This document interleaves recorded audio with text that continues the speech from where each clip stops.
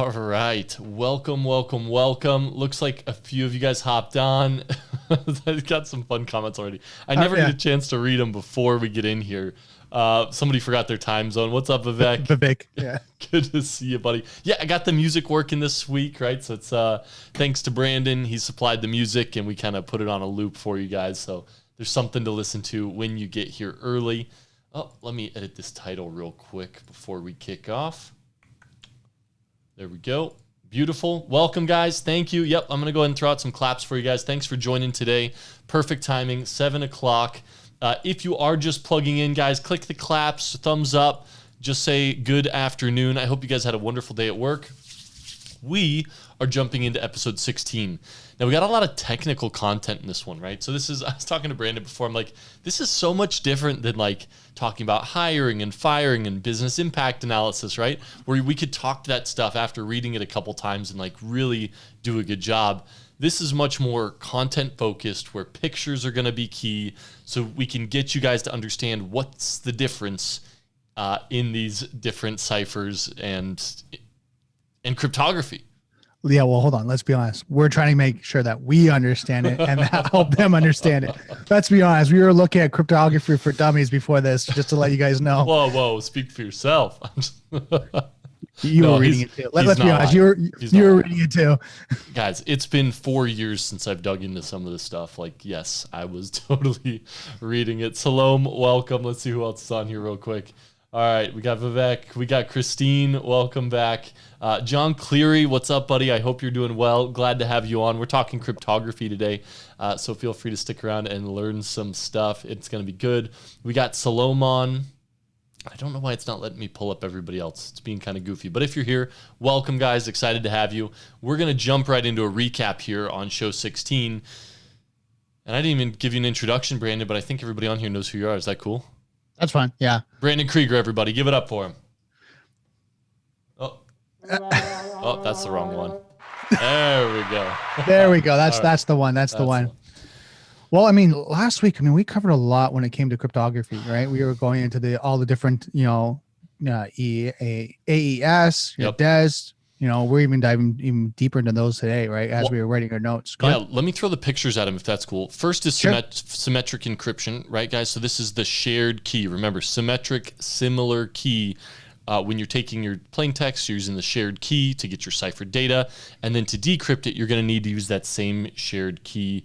The hindrance there is how do you disseminate the key to the people, to the participants. That also doesn't scale well. Now, asymmetric encryption is this next one, and that's where you have a private and a public key, right? So the private key you have to keep private, but then you can share out public keys where needed, and this scales much, much better. Now, the key formula, I'm going to skip that one, but the way we showed it scaling was something like this, right? So the number of participants and the number of keys you need. So when you start, symmetric keys, you only need 1. Asymmetric keys, you need 4. But as you scale that, now remember, symmetric key or the similar keys are in the middle of this, and the asymmetric are going to be on the right. But when you scale this, look at what happens to those keys. The number of symmetric keys are in the middle. For 1,000 users, you need 500,000 keys. And for the asymmetric keys where you have a private public key, you'd only need 2,000. So asymmetric keys where you have a public and a private key just scale better. So then we started talking about cipher keys, right? And the weaknesses in DES. We talked about a few things. DES, the major weakness is found in the cipher key size, right? The key size is only 56 bits, and basically you have 64 bits included in that, but actually the actual key size is 56 bits. Now, the brute force itself, let me see if I have this. Yep, here we go. Here's the real world example we had. How long would it take you to crack DES? And a quick calculation is you'd need about 2 hours in the worst case. In the best case, you guessed the first key, it'd take you about a second. On average, to test half the keys and crack it, it's going to take you about an hour to crack DES. All right, then we moved on to double DES, and I know I'm throwing a lot at you guys. If you want a more detailed deep dive, check out last week's episode on YouTube. We went into it pretty deep and spent time on it. Double DES, they started using double DES. It ran into the same issues regular DES did, so they jumped straight to triple DES. Now, there's 5 modes of triple DES that uses 3 keys, and that's 168 bits for the key. So it's much more robust. It is slower though, but it's been adopted for SMIME, PGP, and it can be run with 2 keys, but you would use one of those keys twice. Whew. All right, quick picture of what triple DES looks like. You can see those 3 keys there in the middle. You could also, for example, what I just mentioned, you could take key 3 and you would use key 1 up on the first section and then use key 1 where you see the K3 in the middle for that third block as well.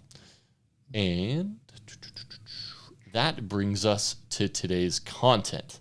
But before we do that, Brandon, I'm going to feed you in real quick. Are you ready for question time, guys? So we got about 6-7 people on here. Guys, give me some claps or thumbs up if you're ready for questions. We're going to jump right into these. It was interesting, Brandon. This week I was taking this quiz, and I found a quiz place that had like really vague questions, and I kind of liked it. So you ready to see them? I'm ready to see them. Now, let's ask before we kind of move too far forward. Okay. What do you guys think about the cryptography? How is that for you guys? Are you guys, this is easy, or, this is day in, day out? Or is this something that's you're like, huh? What Chinese, what foreign language are they speaking? Right? Comment in the comment field, depending if you're on Twitch, if you're on LinkedIn, wherever you are, YouTube. I'd love to kind of understand, as we're going through this, because I know for me on my side, I studied a little bit of cryptography as I was going through Security Plus and all that, but not to the depth of course, Joel has. And for me, it's kind of like as we're going through this, I'm learning this like new, right? I don't know how you feel about this, Joel. I mean, I like cryptography, but goodness gracious, I was rusty when we jumped into this thing. So it's been a really good refresher, and I knew I was going to need it because some of the questions I'd just be like, it's 4 years ago. Like, I don't retain stuff from 3 weeks ago. You know what I'm saying? Like, so no, it's good. So remember we talked about that the other day. I'm just waiting for everyone to kind of put their answers in, just where they're at when it comes to cryptography. I was reading over a speed reading course, and they were talking about memorization. Mm-hmm. Right? And one of the things that if you guys are looking at, and all of us are studying constantly, I mean, we're in the IT field, right? We never stop. They said one of the ways that these guys that compete for memorization and retention and recall, you learn something, you review it in an hour, you review it in a day, you review it in a month, and then you review it in a quarter, right? So the quarter of the years, as we know, Q1, Q2, Q3, Q4.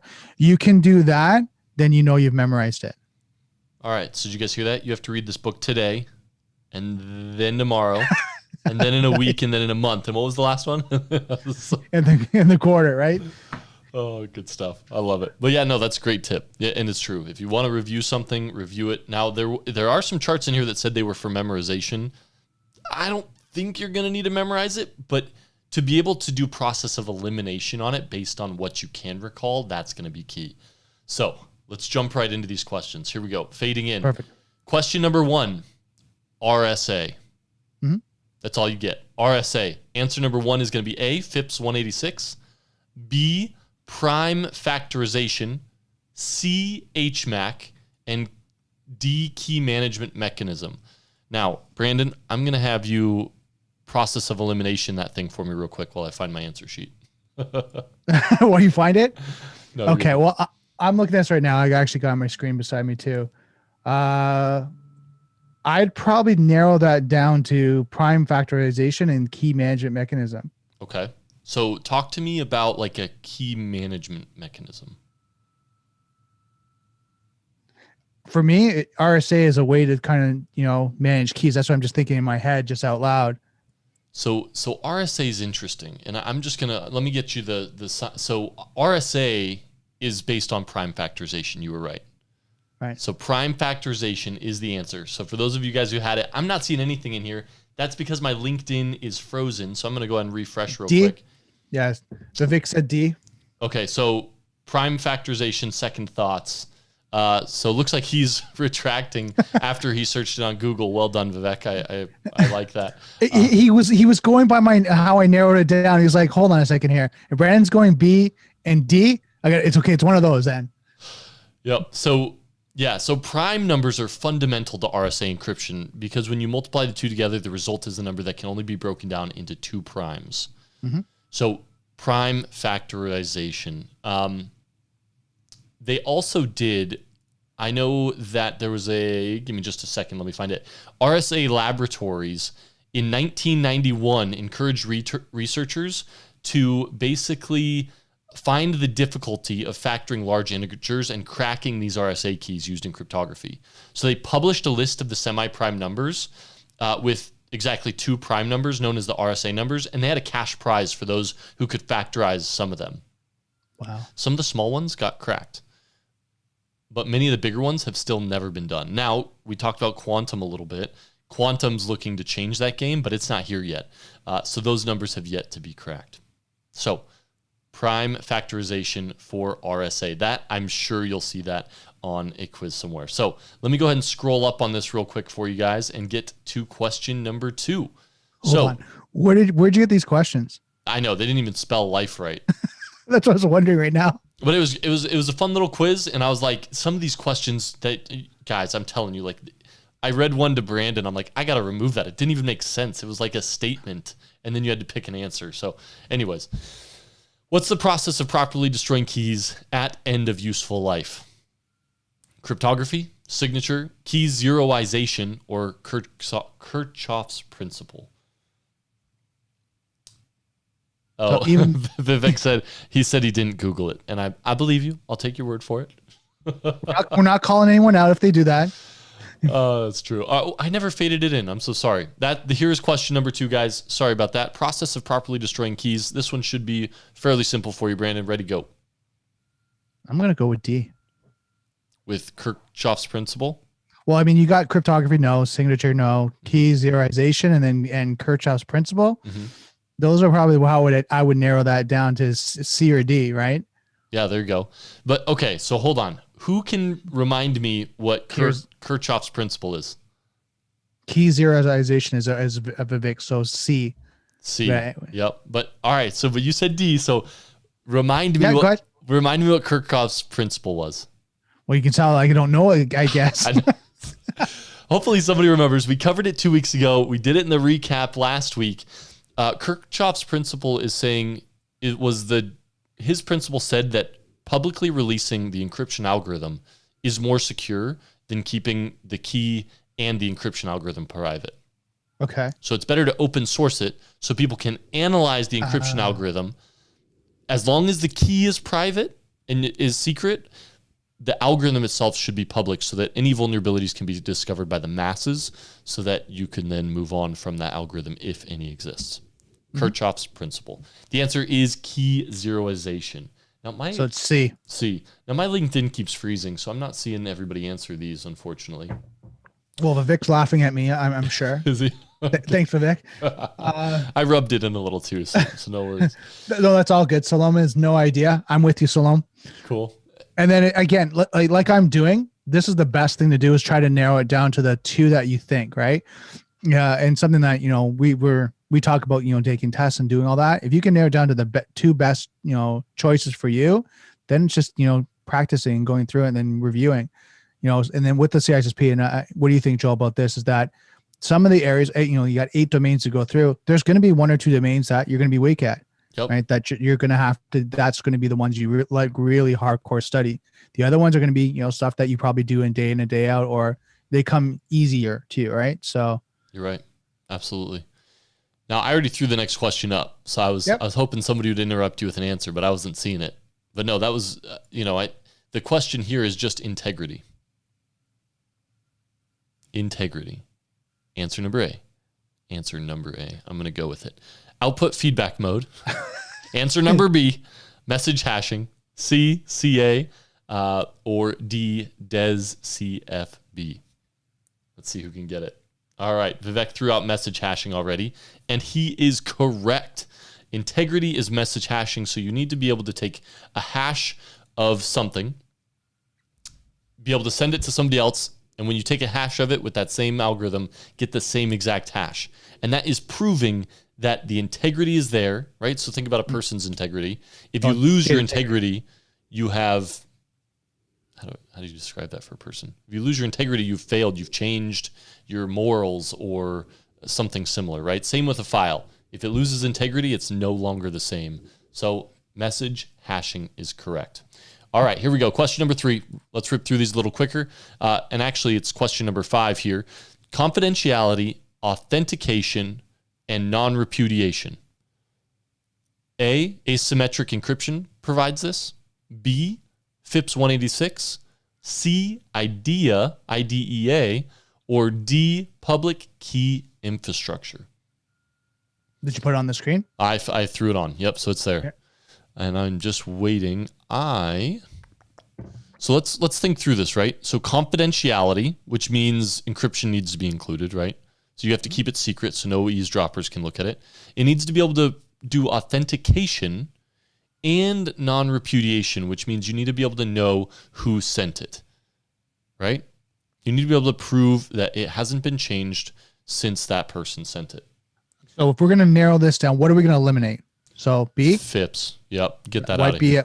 Okay. What about C? Yeah.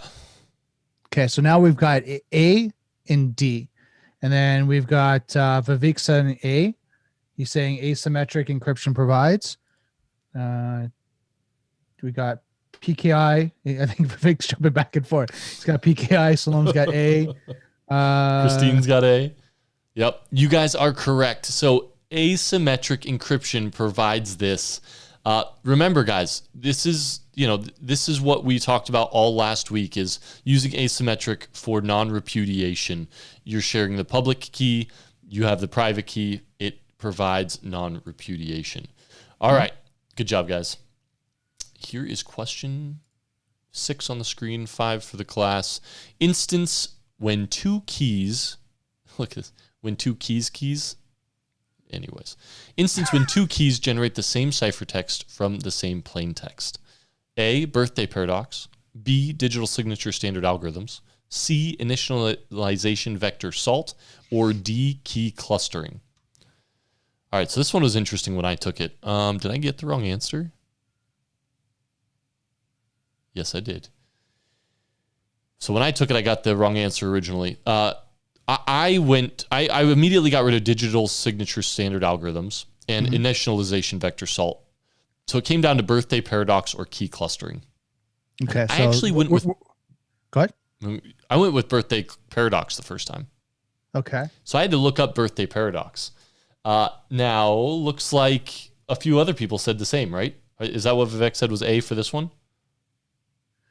I think so. Vivek, we'll have to watch Vivek as he goes through his decision-making process. I know. It goes A, D, A. So Vivek said birthday paradox too. And what the birthday paradox is saying, when you have 70 people in a room, there's a 99.9 chance that at least two people in the room have the same birthday on one day of the year. Yeah. When you get it down to, I think it was 50 people? No, 23 or 27 people, you have a 50% chance of having somebody with the same birthday. So very interesting. I got mistaken too. The answer is D, key clustering. But the birthday paradox does happen when it comes to initialization vectors. So remember that. If you're using a pseudo-random or a random initialization vector, it could have a birthday paradox because you're randomly generating numbers. So what are the chances one of those meets? Well, as you scale that, the chances become more and more likely and the probability exponentially increases. That's a birthday paradox. Key clustering is when two keys generate the same ciphertext from the same plain text. There you go. All right. Going into the next question real quick. All right, guys, we got 2 more, so stay with me. Next one is 7, authenticity, integrity, digital signatures, and storing passwords. Vivek's last. He said OMG is indecisions. I dig it. Keeping you on your toes. All right. Once again, guys, the answers for this are A, hash function uses, B, trapdoor function, C, zero knowledge proof, or D, symmetric synonyms. Okay, so what are we cutting out? Symmetric synonyms, I don't think I've ever read that in a book ever. Okay. Trapdoor functions. Yep, I'd pull that. So it's got to be zero knowledge proof and hash function Hash. uses. And remember, knowledge proof was the example of a lady walking through a door, coming out the other side of the tunnel to then prove that she had the key to the door. So that would provide integrity, not integrity. I'm going to go with A. Yep, it's got to be hash function uses again. And let's see what everybody said. Is your LinkedIn freezing on you at all, Brandon? Or is it just No. me? Yeah, so it's actually going to be A. Salome is killing it today. I'm giving some claps to Salome. Well done, Salome. Vivek said he's drinking Korean tea called soju. It better be spiked because your answers... I'm just kidding. All right. Don't pick on Vivek. I'm not going to pick on him. I'm not. He's getting them. It's just taking him a little bit of time. That's right.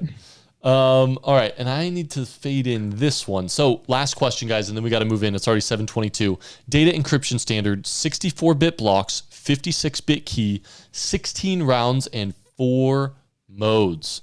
Cryptography, DES, ECC, or Blowfish. Let's see what everyone... So I'm already... You got A. You're removing A. Removing A. Please get A out of there. All right. So you're looking at potentially B or D. That's what I think. Mm-hmm. You're right. But which one is it? Because we haven't studied Blowfish yet, but it's an option. But how would you be able to decide? So you look at the numbers, right? Right. Let's look at those. So what do the numbers tell you? Well, 56 bit key. Yep. You're looking at DES potentially. You're rock, man. All right. It's being retained. We have repeated it a few weeks now. It is being retained. Guys, if you guys can get that, hopefully that at least gets you one question. We should drill that in. It is DES. DES has the 64-bit blocks, 56-bit key, 16 rounds, 4 modes. Let's rock and roll. I got to break it up a little bit. I brought some memes today. Is that cool, Brandon? Mm-hmm.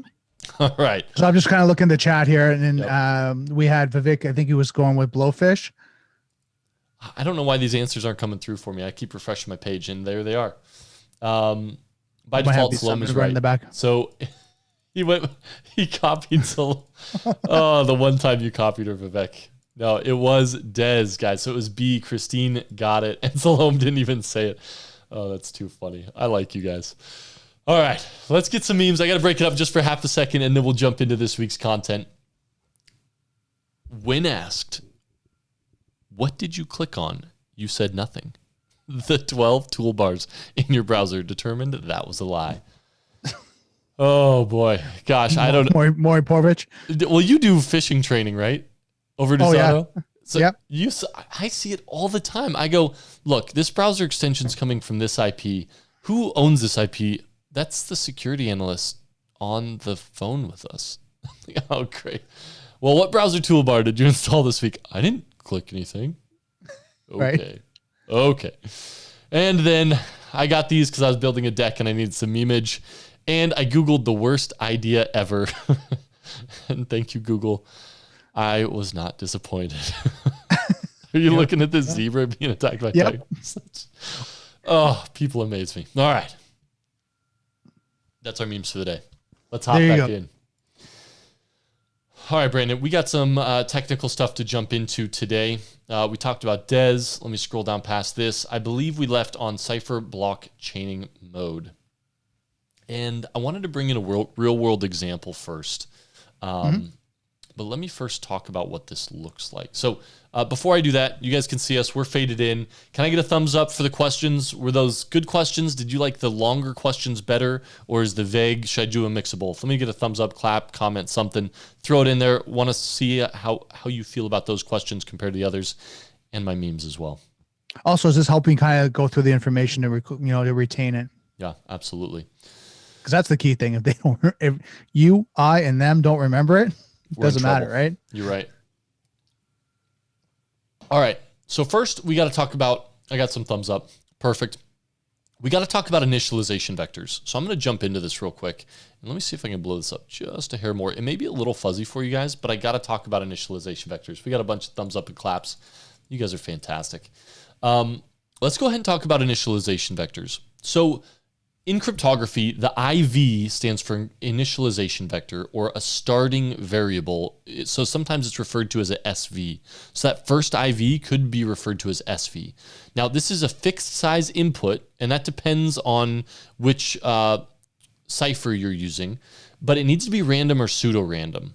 Now, randomness is crucial for the encryption schemes to get security properly, right? Because you just have to have the randomness.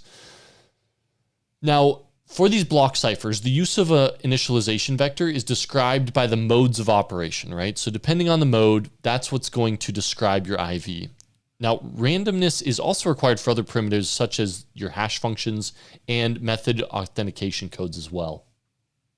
Now, there used to be a number of primitives that required the initialization vector to be non-repeating, right?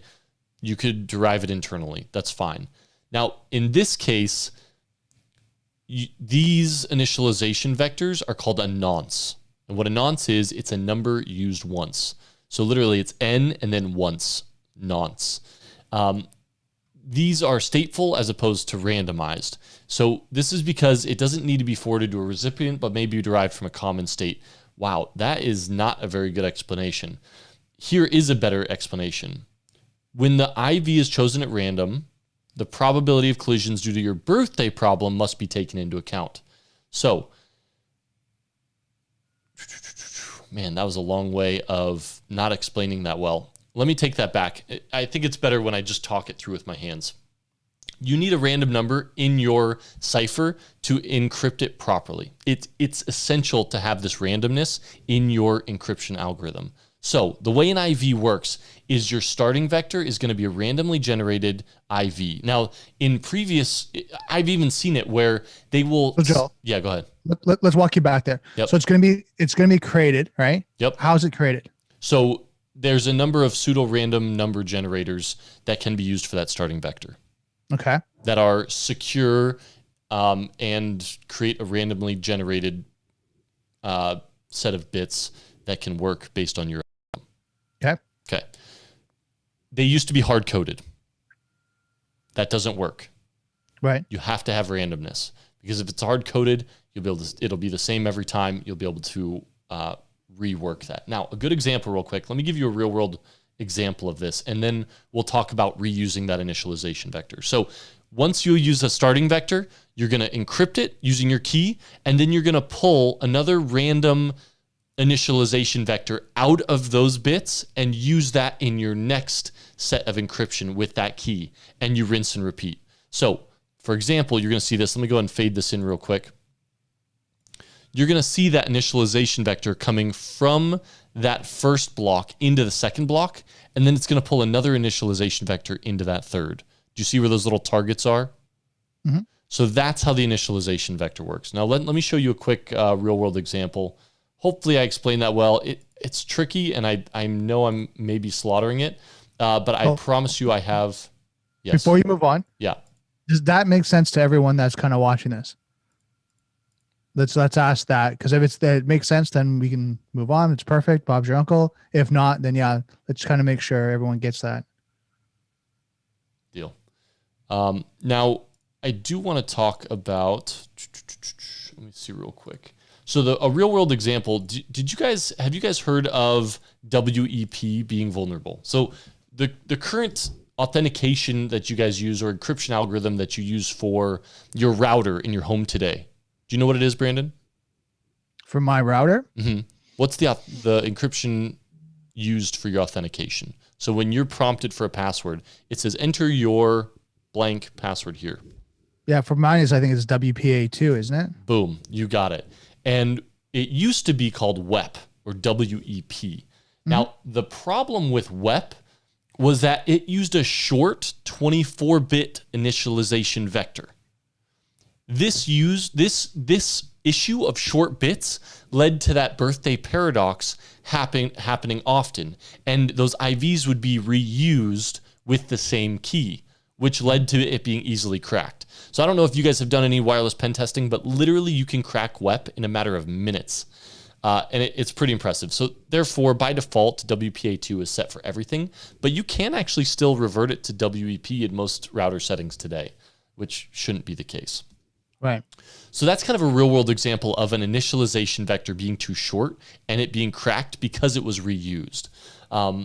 Now, what happened in SSL version 2 was that they're using a longer initialization vector. And the kicker is that IV doesn't actually have to remain a secret. Okay. I'm going to say that again. The IV for SSL 2.0 does not have to remain a secret, but it has to be unpredictable. So I have a feeling there's going to be a question on a test around this, because if it has to be a secret, it's your key. If it has to be unpredictable but not kept a secret, it's the initialization vector. So it used to be a common practice to reuse the last ciphertext block of a message as your initialization vector. So you use your key, you encrypt a block, you grab that last block, and that's your new IV or your initialization vector. Yeah, that's insecure, right? So you can't do that because it's predictable. If an attacker knows the IV for the previous block of the ciphertext, before he specifies the next plaintext, he can check his guess about using that block. And if he's correct, then he'll be able to crack that. Now, this type of attack for SSL 2.0 is known as the beast attack. There's a couple. Poodle, I think, is the brute force version or the DDoS version, but the beast attack, also known as TLS CBC IV attack. And actually, when you're performing an Nmap scan anywhere, if they use that cipher suite, it'll say, hey, they are vulnerable to this beast attack using Nmap. I'm going to take a break for a sec. Yeah, that was, it's very informative. Now, did everyone get that? I saw Vivek saying that now. Oh, I got it. How's everyone else doing with this? He said somewhat. So he says so far so good. So basically the initialization vector should be random or else it can be replicated.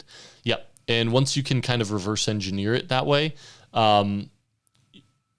you can do a lot more damage, right? But if it's random every time, then it's much more difficult to do that and passively eavesdrop the traffic. Makes sense. Okay, cool. So let's jump into the modes of operation if that's cool. We got, already 734. That is a tough one to get, but here we go. So the modes in the IV. So a quick recap, an initialization vector has different security requirements than a key. Generally, the IV will not be reused under the same key. CBC and CFB, reusing the IV leaks some information about the first block of the plaintext and about any common prefix shared by the two messages. And OFB and CTR, reusing an initialization vector completely destroys security.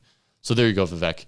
That should tell you why using the same IV compromises the security of those modes. All right, Brandon, it looks like you got a question for me. No, I think we're good. Okay, cool. Yeah. Let's rock and roll then. There's a number of different modes of operation, and I've said them a couple times. I'm going to go ahead and kick over to them. We have electronic codebook, which is ECB. You have cipher block chaining, which is CBC.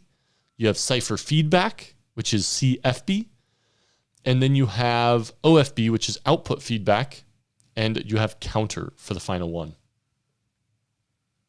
Now, the interesting thing is in the real world, where you're going to run into issues with these is the real world implementation of these. Now, what I would do is if you're going to commit something to memory, commit the names to memory, and then know what they do, right? So this is homework for you guys. These modes of operation, you need to know what they're best used for. And I believe I have that right here. Let me see if this is the correct link for you guys. I'm going to fade us back in, Brandon. Yep. So this is cryptography. Let me make sure. Nope, this is a different one. Des, cast. Nope. I will get you the link before class. I'll send it out to you. But you guys got to know what these are and what they are best used for. And just know their names. These are... I wish I had a better way of explaining this, Brandon. You're not going to need to know a lot of this on the test, but there's going to be a question or two. that we know of. Let's put that we out know there. of. Yeah. Yeah. So, I mean, we've asked around.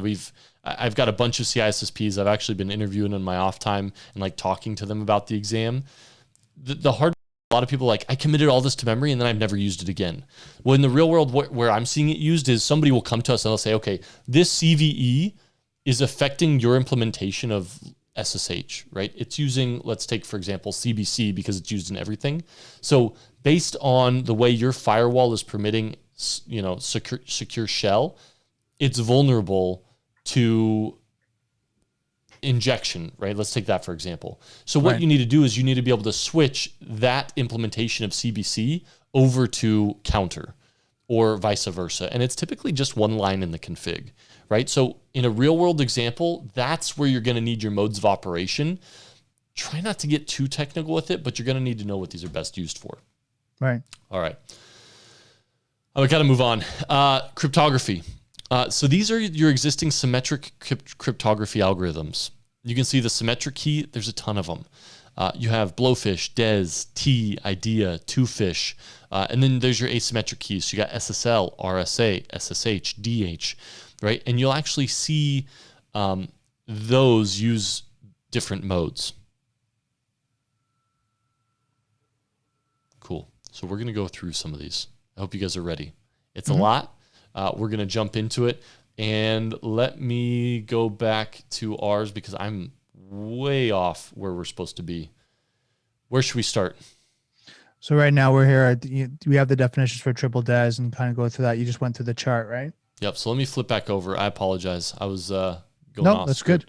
No, it's good. I mean, it's good to have an overview of, cryptography and then the symmetrics and asymmetrics and what falls under each.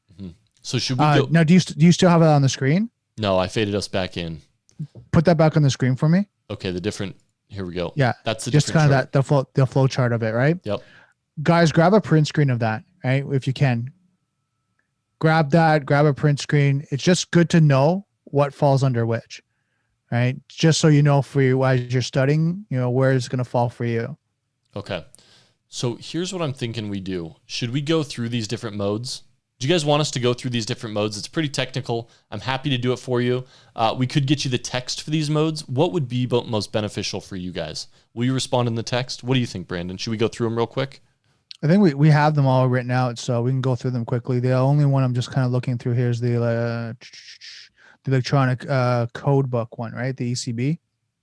Yeah. So I'm up here at Cypher blockchaining. I'm actually going to post the text in here so you guys can read that. Let me see if that refreshed, if that came through in the comments.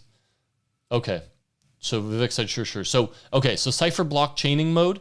Each block of unencrypted text is XORed with the block of ciphertext immediately preceding it before it is encrypted using DES algorithm.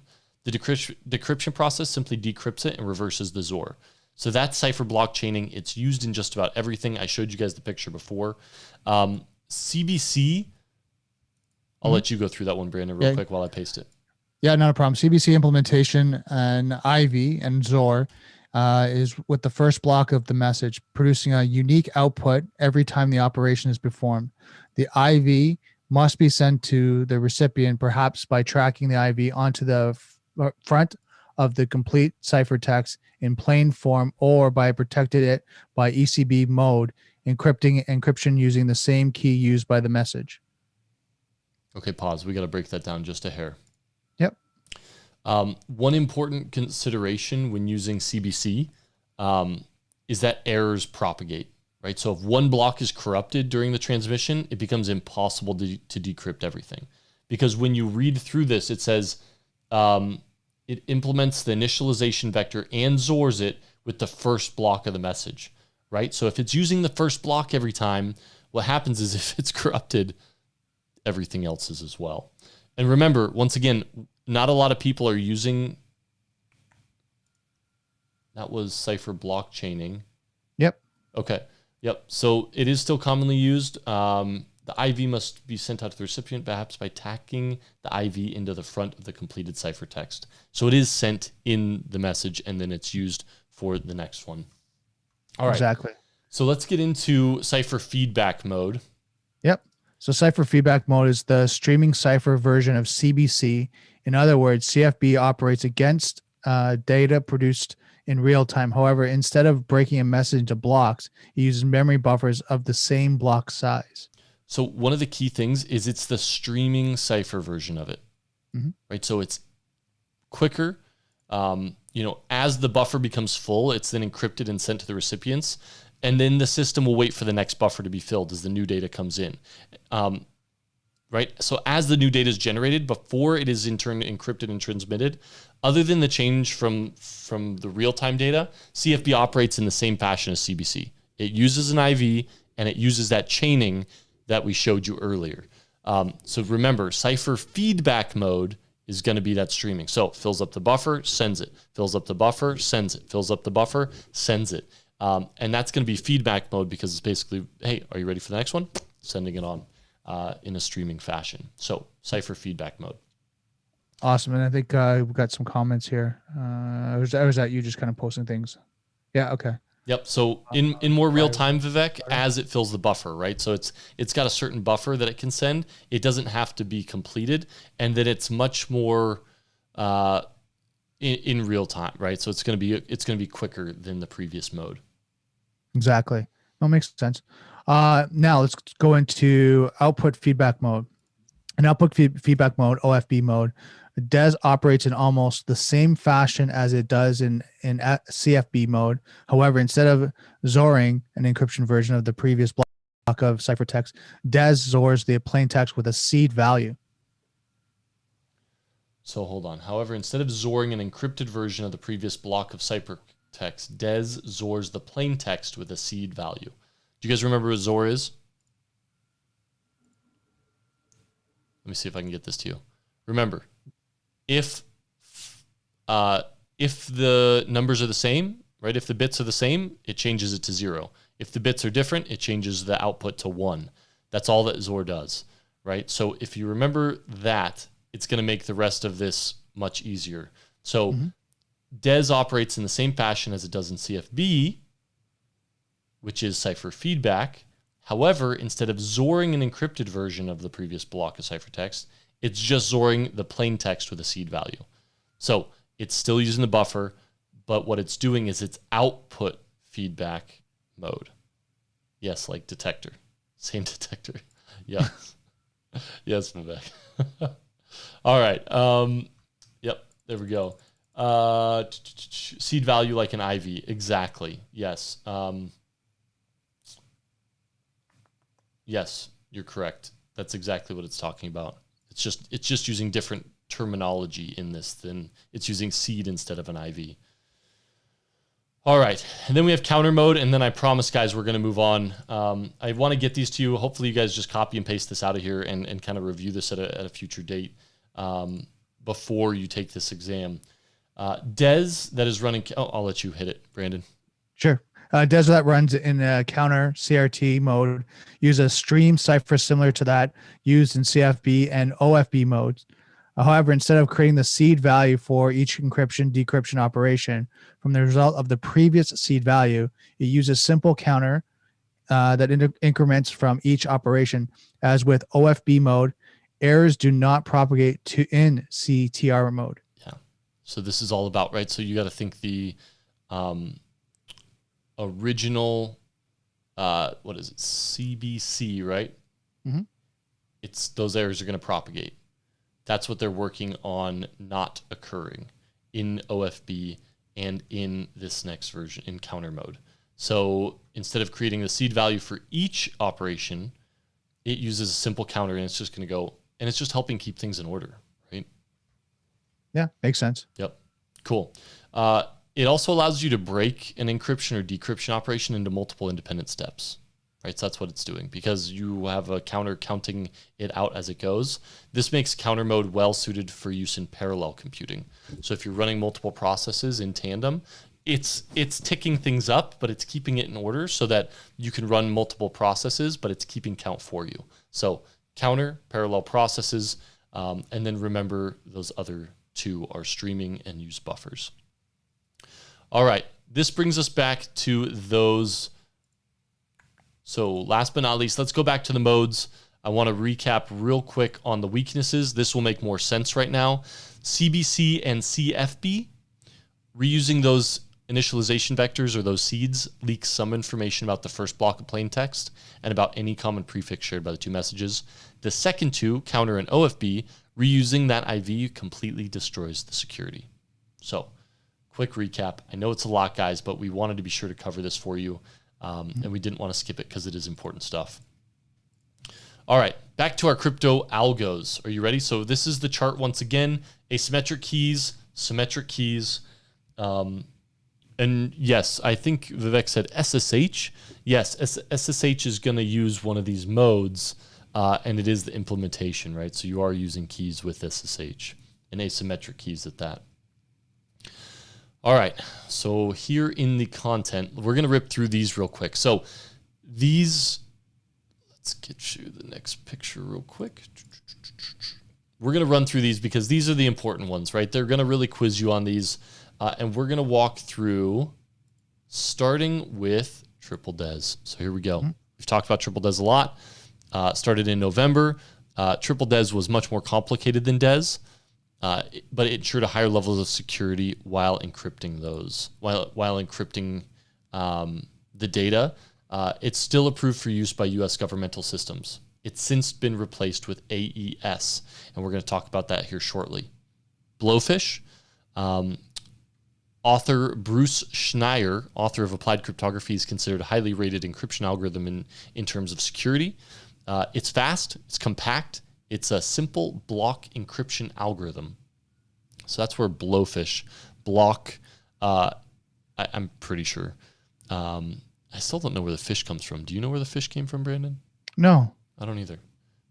Will you look that up real quick? Where did the fish come from in this, and what's the other one? There's another fish in here. Yeah, if you could figure out what the fish came from, maybe help us remember that.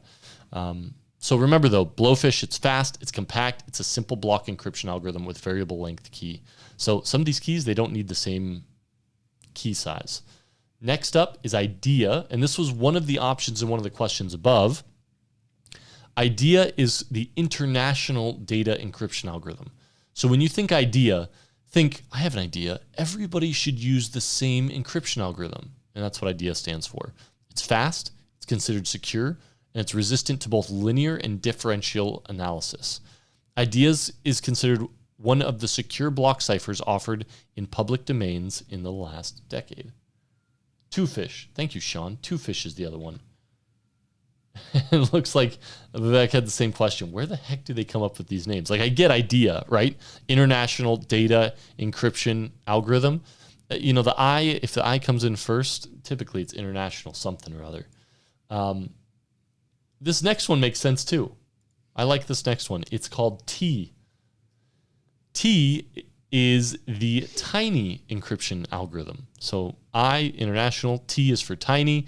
It's known for its simple structure and easy implementation, and it's typically only a few lines of code. Next up, we have CAST. CAST was produced by Carlisle Adams and Stafford Tavares in cryptography. CAST 128, or CAST 5, is a block cipher used for different applications, particularly as an evasion cipher in various editions of GPG and PGP.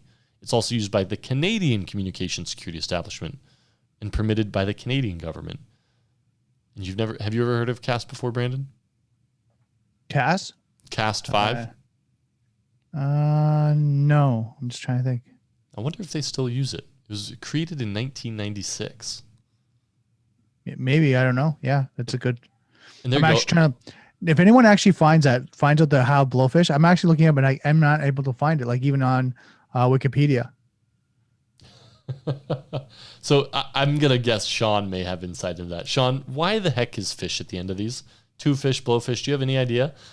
I'm going to guess Twofish just copied that first one, copied Blowfish and created it, used the same name. I don't know. I'm thinking it came from that one. But let's talk about some of the differences real quick. Mm-hmm. So I'm going to throw up that chart. They had a really terrible memorization chart in this document, so we went out and found a little bit better one. You can see here the text length, so the plain text, cipher text length. for all of these that I just talked about were 64 bits. So guys, if you guys hear DES, triple DES, blowfish, IDEA, T, or cast, 64 bits for ciphertext and plaintext. Yeah, so Vivek was asking, are these come and go cryptos? Like, how are there so many? Or is it custom to organizations? Well, as time has gone on, they have had different requirements for key sizes. They've had different requirements for speed, and they've created different algorithm structures in order to accommodate.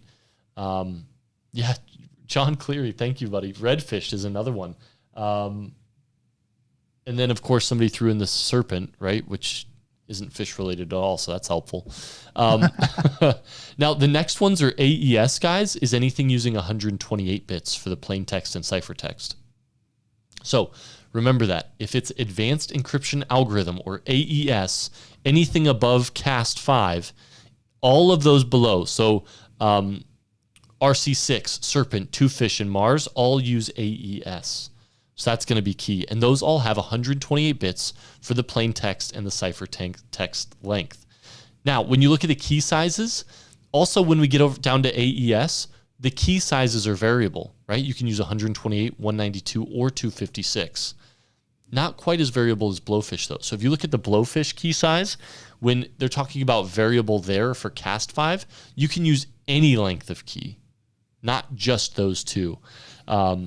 So really interesting stuff. Let's go ahead and jump into the next ones. Are you ready, Brandon? Student, no luck. Yeah, I'm ready. No luck finding why those were fish named? Yeah. Trying to see if anyone else came up with it. Yeah, me too. So, okay, let's talk AES real quick. Mm-hmm. Here we go. Remember, how many plain text or ciphertext length are AES, Brandon? 128 and 192, 256. Is that right?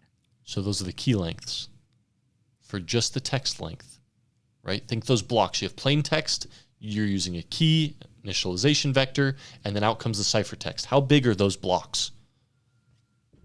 Good question. Okay. Give me a second here. No, you're good. 128. There we go. Okay. Right. So you have 64 and then 128. So remember, guys, so when you're thinking about these different encryption algorithms, when you have Blowfish, DES, triple DES, 64-bit blocks, right? So you have a 64-bit block in text. You're using a key. Out comes your ciphertext in fixed 64-bit text length. When you get to AES or any of these other encryption algorithms, 128, use the key. Out pops 128 bits of ciphertext. Cool? Mm-hmm. All right, fading back into it. AES Ridgendale. I'm sure I'm slaughtering how you're supposed to pronounce that. But AES R in apostrophe has no serious weakness, although it was observed that a mathematical property, not an attack, of the cipher might be vulnerable to an attack. Further, in AES, the inverse cipher implementation is inappropriate on a smart card rather than the cipher itself. And Vivek, you may have more insight into why it's inappropriate on a smart card. I'm actually not sure. Also talking, I don't know where Vivek's going. He said, talking about fish, there's no blow chicken. No, I don't think there's a blow chicken algorithm, Vivek. So apologies there. And I think it's pronounced rain doll.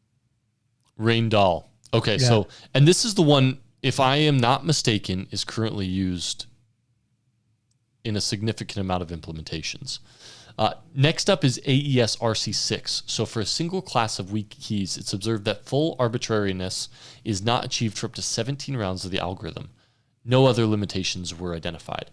So guys, what they're doing with these different AES encryption algorithms is they basically went through, they created a number of them, and then they've analyzed them for weaknesses. So let's go ahead and talk about other limitations for AES. AES Serpent.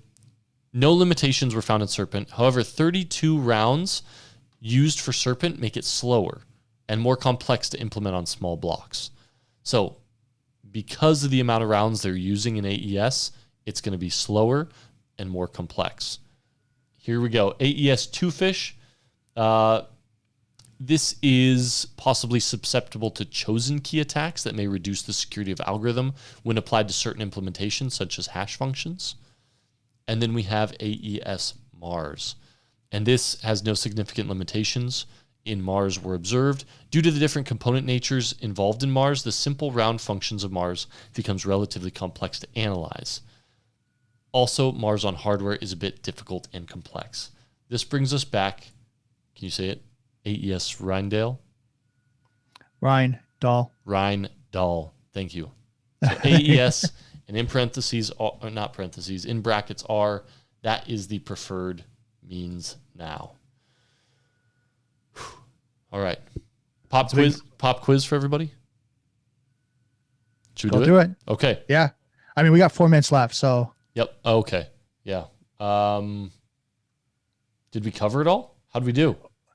We've got a little bit more to go, but yeah, to go through the rest is a lot of information still. Should we save Diffie? Well, let me throw up this. So this is the graph, guys, for performance. So AES performance. Here are your different cipher performances, right? So you have Serpent, you have Twofish, you have AES Rindal, and then you have RC6 and Mars. So you can see each one uses different amounts of memory and then has different cipher encryption performance. So this is huge because look at the middle where there's Rindal. The performance is massive and the memory usage is low, right? Twofish looked to better that by reducing the amount of memory usage, and it still has pretty good encryption performance, but the encryption performance is just significantly better with Rindal. So hopefully this helps you remember it. Serpent, heavy memory usage, but not quite as heavy as Mars. So those are going to be your two slowest. Twofish and AES are going to be your most performant. And then RC6, you can see, is very symmetrical. Yeah. To say the least. It's leveled out, right? That's right. All right. Real quick comments. Smart Card 4 may be computationally intensive. I think that may be the case. I'm going to guess that's the same, but we'll dig into it. All right. How are you guys feeling with that? That was a lot of content. It's 7:58. I think I could have done a better job today explaining it, but hopefully I am not your only means of resources. I do want to post this link in the chat. Guys, this goes over everything in those encryption algorithms, weaknesses, what they're used for. So in regards to AES, DES, Blowfish, T, Cast5, it really goes through and does an algorithm review of each and every one. So grab that link, pull it up, just walk through that document real quick. It talks about the architecture, how it's set up. It's just a great place to start. So please, please, please take a look at that document. It's where I grabbed a couple of those graphics from as well. So quick recap. T. Brandon, what does T stand for? What? Sorry. I was actually reading that. You're good. Tiny encryption algorithm. How about IDEA? What does IDEA stand for? Go for it. International, right? So if the I is at the beginning, it's going to be that international. I'm blanking. Somebody help me out. International data encryption algorithm.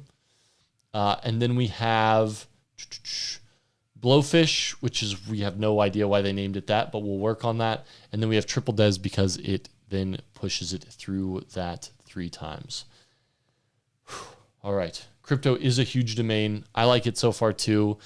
Keep reading up on it. I think we have one more week on some encryption, so we'll break it up one more week, and then we'll be jumping into other content. Brandon, any closing thoughts for us today?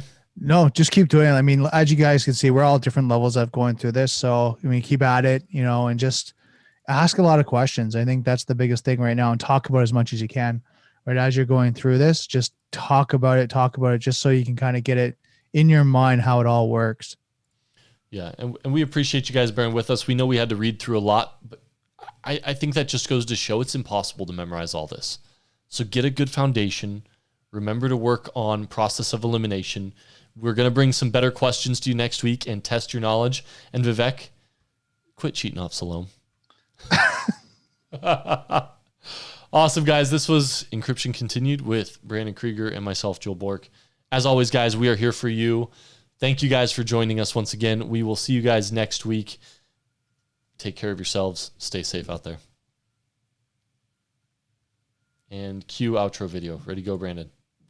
Go. See you guys. Have a great week.